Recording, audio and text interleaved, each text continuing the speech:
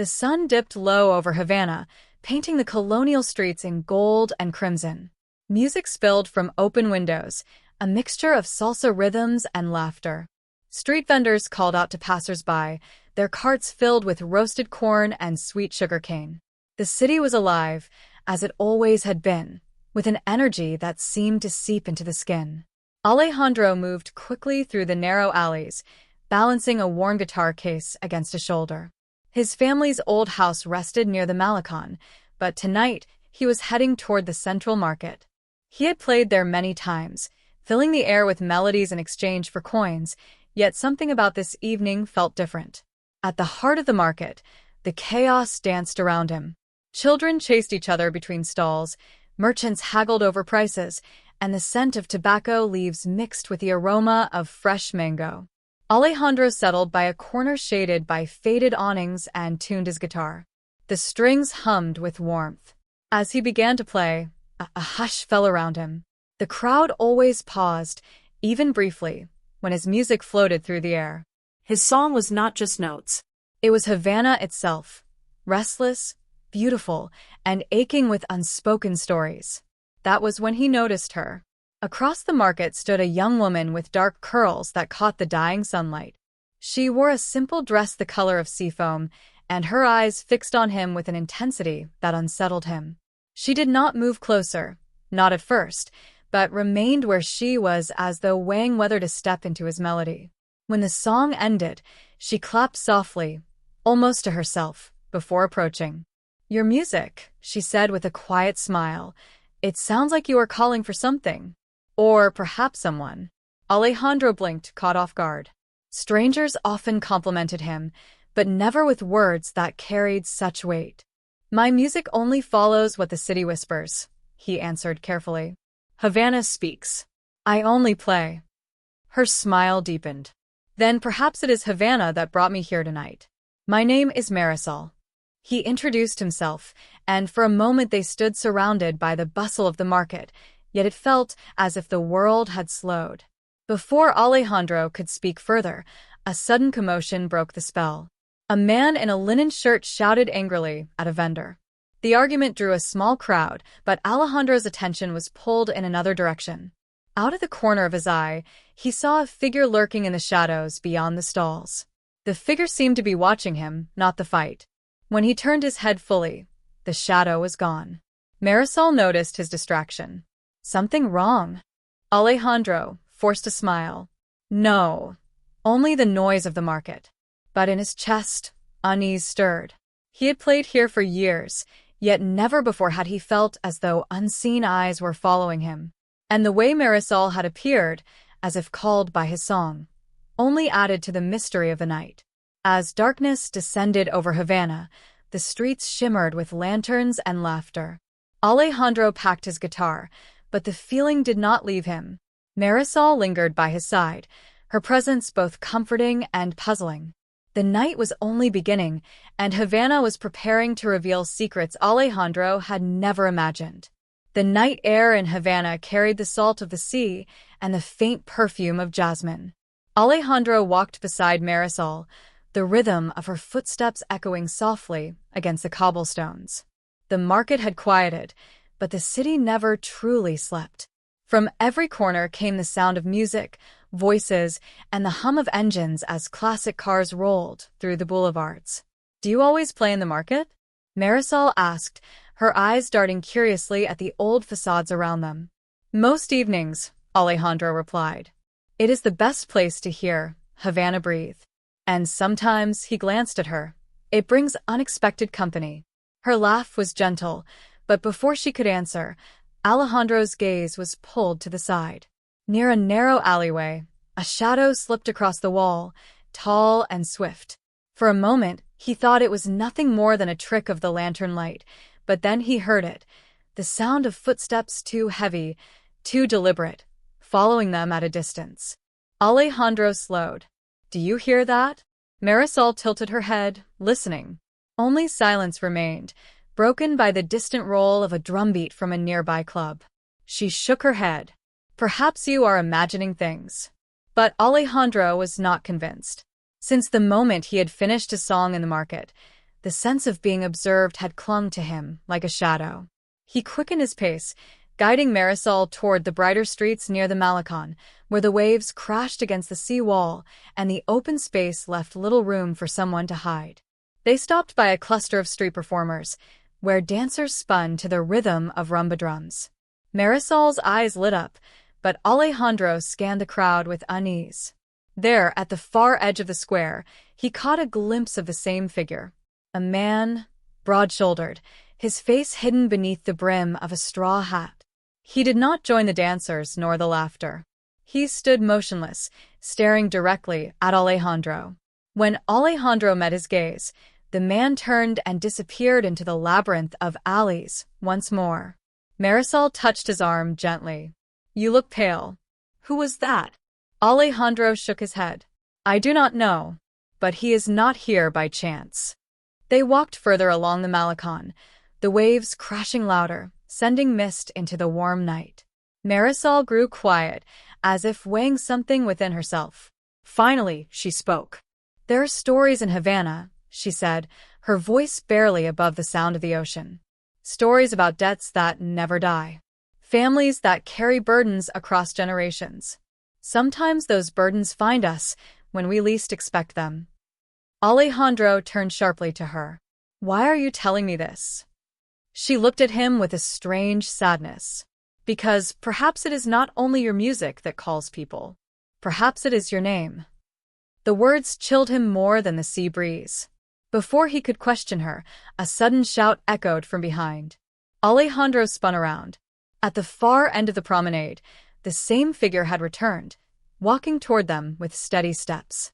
This time there was no mistaking it. He was coming for them. Alejandro grabbed Marisol's hand. "We need to move. Now." They darted through the crowd, weaving between dancers and musicians, their footsteps striking hard against the stones. The sound of pursuit followed, heavy and relentless. Havana's night no longer felt alive with music, but with danger. Somewhere in the city's shadows, answers waited. But first they would have to escape. Alejandro and Marisol dashed through Havana's maze of alleys, the cobblestones echoing under their frantic steps. Lanterns flickered as they passed, and the scent of salt and tobacco hung in the humid night. The sound of pursuit grew closer, boots striking with determination. Alejandro led Marisol through a passageway so narrow their shoulders brushed the walls. He had grown up in these streets, and though the city changed with each generation, he still knew its shortcuts. Yet, tonight Havana seemed to turn against him, every corner leading deeper into confusion. "Where are we going?" Marisol whispered, her breath uneven. "To my family's house," Alejandro answered. "It is safer there." The figure's footsteps grew louder, and a flash of movement revealed him at the mouth of the alley. Alejandro tightened his grip on Marisol's hand, forcing his legs to move faster. They stumbled into a courtyard filled with washing lines, the fabric whipping like ghosts in the night breeze. Alejandro ducked beneath them, weaving through the flapping sheets. For a moment, he thought they had lost him. Then came the sound of fabric tearing, and the shadow emerged again, pushing through the lines with brutal force. Alejandro's heart hammered. Whoever this man was, he would not stop. They reached a side street that opened toward the old cathedral square. Bells tolled faintly in the distance, their echoes haunting the night. Alejandro pulled Marisol behind a stack of crates, forcing them both into silence. The footsteps slowed. The man entered the square, pausing as though sniffing the air for their presence. Alejandro held his breath, sweat running down his spine. Marisol leaned close, whispering, "He knows you. That is why he follows. He carries a memory of your name." Alejandro's chest tightened. The strangers had turned slowly, scanning the shadows. Then, with deliberate calm, he walked away into the darkness. Relief washed over Alejandro, but the unease remained. Havana's night had changed forever, and now the city's secrets were beginning to wake. By the time they reached Alejandro's family home, the streets had grown quiet, filled only with the whisper of the ocean. The house stood old and weary, its walls cracked from years of salt air. Yet within those walls, memories lingered, along with the silence of generations. Alejandro pushed open the wooden door. The smell of old tobacco leaves and aged drum greeted them. The guitar rested against the wall, its strings still humming faintly from the earlier performance. Marisol stepped inside cautiously, her eyes drawn to the faded photographs on the wall. Men and women in formal dress stared back, their faces marked by time, yet carrying the same sharp features Alejandro bore. "Your family was proud," she said quietly. "They were many things," Alejandro replied. "Pride, yes. But also secrets." He lit a small lamp, its glow casting long shadows. For the first time that night, they could rest. Alejandro poured them each a glass of water, but his hand shook. "That man," he said, his voice low. "He did not chase us for money or for anger. He chased us because he knew me. Yet I have never seen him before." Marisol set down her glass. "What do you know of your father's past?" Alejandro froze. His father had died when he was young, leaving little behind but the guitar and whispers of debts owed. No one in the family ever spoke of it. "I know very little," he admitted. Marisol's eyes softened. "Then perhaps it is time to learn." At that moment, the sound of footsteps outside broke their fragile calm. Someone was circling the house. Alejandro snuffed the lamp, plunging the room into darkness. The night was not finished with them. The silence pressed heavy inside the house. Alejandro moved carefully to the window, peering through the crack in the shutters. The street lay empty, but the faint scrape of boots against stone betrayed the presence of someone lingering close. Marisol stayed near the wall, her breathing steady. "You cannot run forever," she whispered. "The city will keep closing in until you face what hunts you." Alejandro wanted to argue, but her words carried truth. He turned from the window and lit the lamp once more. The flicker revealed a small wooden chest tucked beneath a table. It had belonged to his father. He had never dared open it before. With trembling hands, he pulled it out and prized it open. Inside lay faded letters tied with a ribbon, a photograph of two men standing before the Havana docks, and a small silver medallion engraved with unfamiliar symbols.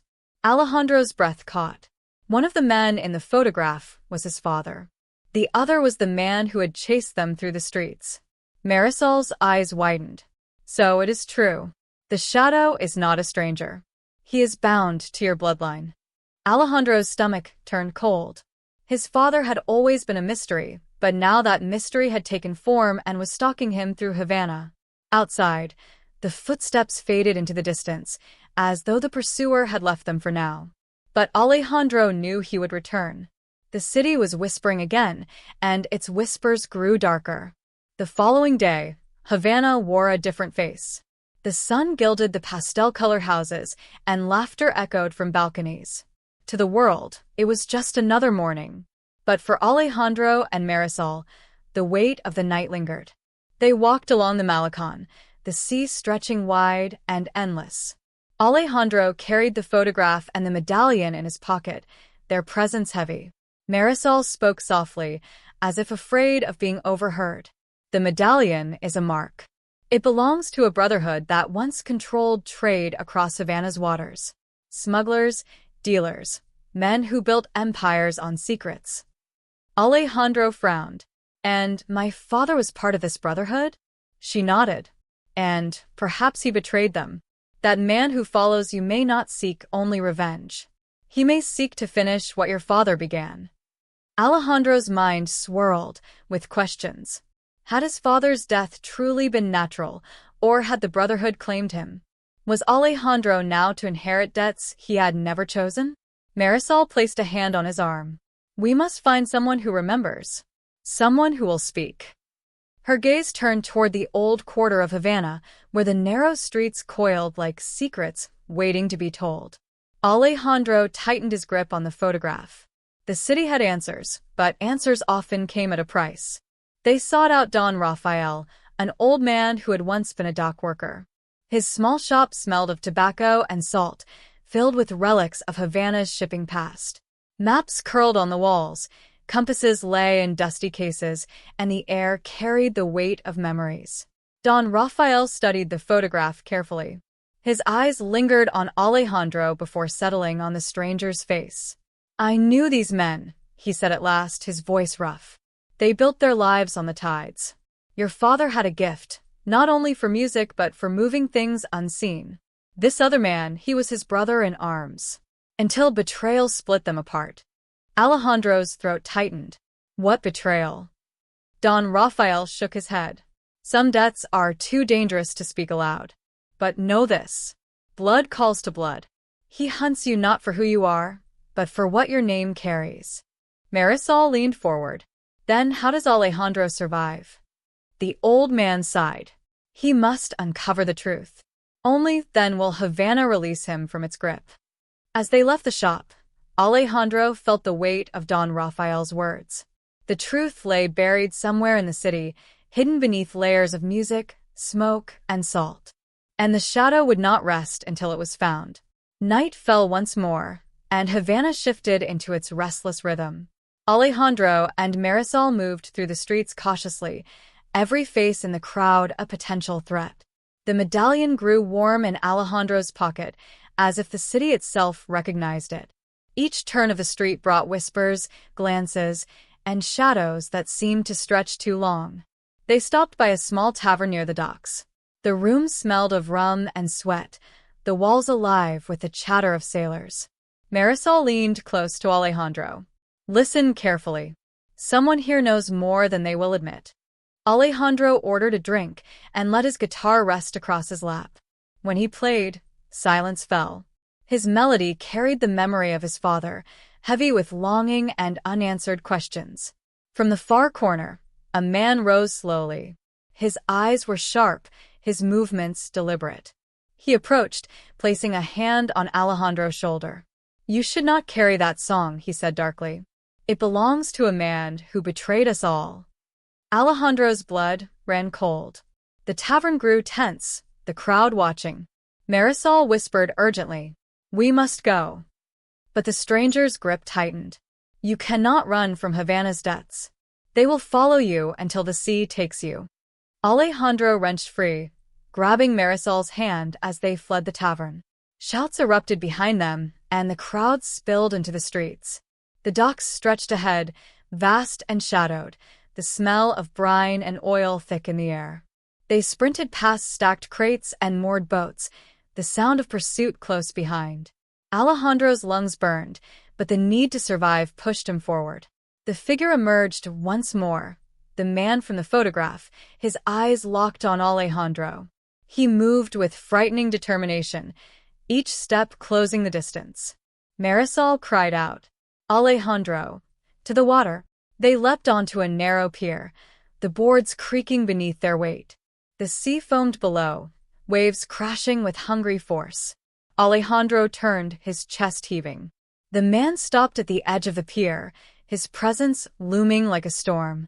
His voice was steady, low, and filled with menace.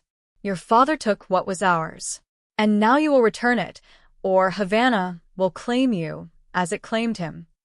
Alejandro's heart pounded. The truth was within reach, but the danger had never been greater. The waves roared as the man advanced, the medallion glinting in Alejandro's hand. Lightning split the sky, casting Havana in a brief flash of silver. Alejandro held the medallion high. "If this is what you want, then take it. But know this. I am not my father. His debts are not my own." The man's face twisted with fury. He lunged forward, but Marisol stepped between them. Her voice rang clear, stronger than the sea. "Havana belongs to no man's shadow. The past cannot claim the future." For a moment, silence ruled. The storm raged, the city seemed to hold its breath, and the man faltered. His eyes burned with anger, yet something deeper flickered within them. Alejandro tightened his grip on Marisol's hand. Together they stood against the shadow, refusing to yield. The man growled, then turned sharply, disappearing into the storm. Alejandro exhaled, his body trembling. Havana was quiet once more, but he knew the city would never be the same. The truth had surfaced, and with it a new beginning. The night faded into dawn, painting the sea in gold. Alejandro lifted his guitar, and as the first notes rose into the morning air, Havana listened.